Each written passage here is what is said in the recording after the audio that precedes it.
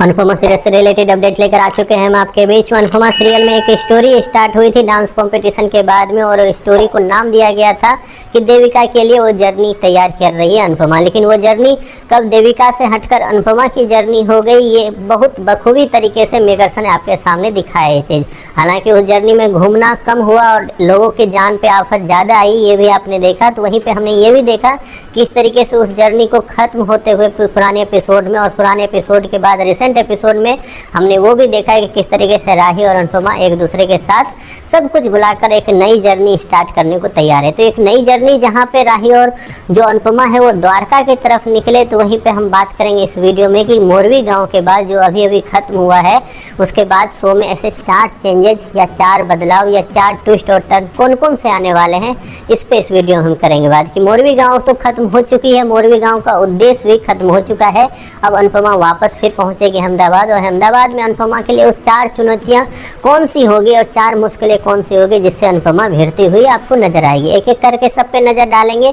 और वहीं पे हमने ये भी देखा है कि कोठारी परिवार में भी एक इक्वेशन धीरे धीरे ही सही लेकिन तैयार तो हो रही है। वो इक्वेशन है गौतम और माही की। गौतम अभी फिलहाल कुछ करने के मूड में नहीं है, मतलब कुछ भी कलाकारी करने के मूड में वो नहीं है। वो अपना पेट और अपनी जो साख है वो बचाने के लिए स्ट्रगल करता हुआ नजर आ रहा है, या यूँ बोलो कि प्लानिंग करता हुआ नजर आ रहा है।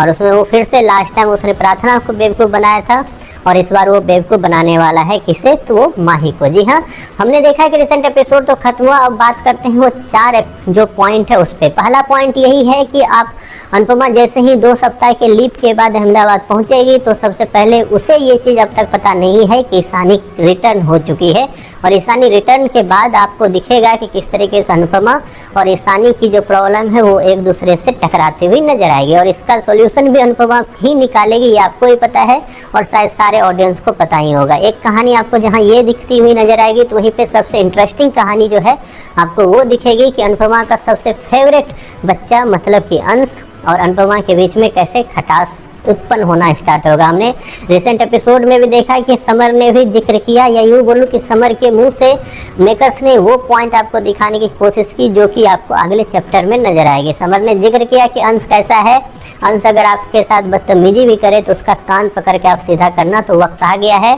अंश की बदतमीजी करने का। जी हाँ, अंश भी अब आपको दिखेगा बरबोलापन करता हुआ।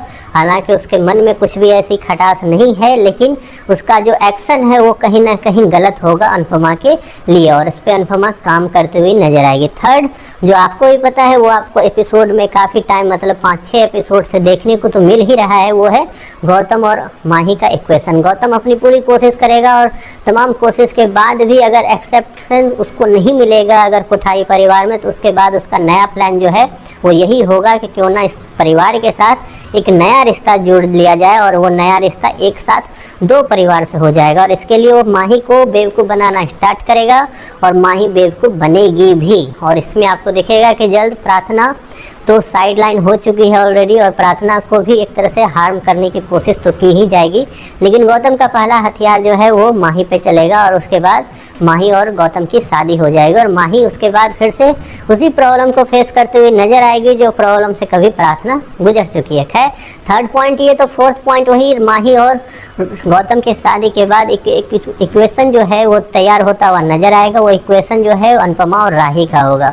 अनुपमा और राही के बीच में जो अब तक सब ठीक हो गया है, अचानक से सब बिगड़ेगा, क्योंकि फिर से दोनों माँ बेटी का जो पॉइंट ऑफ व्यू है वो आपको डिफरेंट नज़र आएगा, जिसमें दोनों में हल्की हल्की तकरार तो स्टार्ट होने वाली है। तो ये सारी चेंजेज आपको नज़र आएगा। मोरवी गांव जो अब तक स्टोरी में था बना हुआ, वो खत्म होने के बाद और एक नई स्टोरी जो स्टार्ट हुई है। खैर, आप कितने हो एक्साइटेड अनुपमा की स्टोरी को लेकर, एक नए चैप्टर को लेकर? इसके बारे में आपकी जो भी राय है कमेंट बॉक्स में ज़रूर बताएं।